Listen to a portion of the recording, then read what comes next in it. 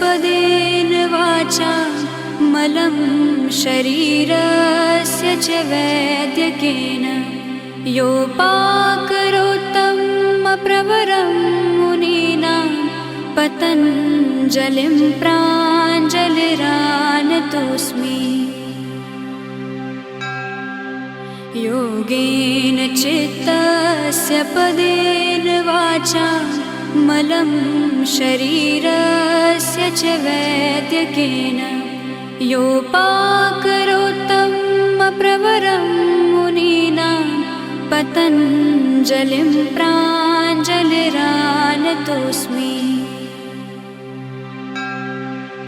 योगेन चित्तस्य पदेन वाचा मलं शरीरस्य च वैद्यकेन योपाकरोत्तं प्रवरं मुनीनां पतञ्जलिं प्राञ्जलिरानतोऽस्मि। योगेन चित्तस्य पदेन वाचा मलं शरीरस्य च वैद्यकेन योपाकरोत्तं प्रवरं मुनीनां पतञ्जलिं प्राञ्जलिरानतोऽस्मि।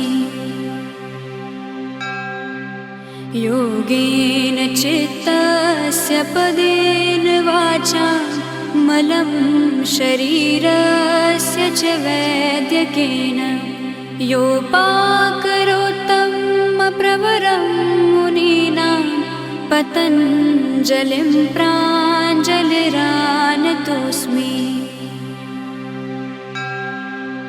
योगेन चित्तस्य पदेन वाचा मलं शरीरस्य च वैद्यकेन योपाकरोत्तं प्रवरं मुनीनां पतञ्जलिं प्राञ्जलिरानतोऽस्मि।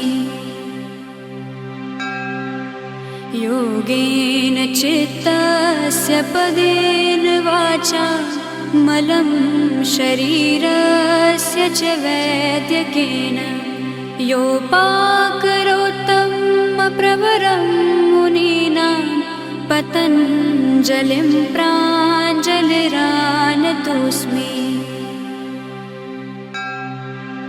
योगेन चित्तस्य पदेन वाचा मलं शरीरस्य च वैद्यकेन योपाकरोत्तं प्रवरं मुनीनां पतञ्जलिं प्राञ्जलिरानतोऽस्मि।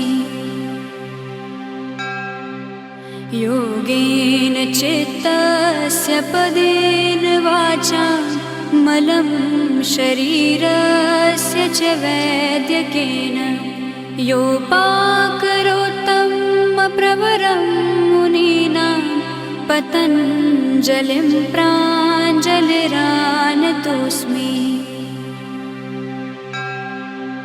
योगेन चित्तस्य पदेन वाचा मलं शरीरस्य च वैद्यकेन योपाकरोत्तं प्रवरं मुनीनां पतञ्जलिं प्राञ्जलिरानतोऽस्मि।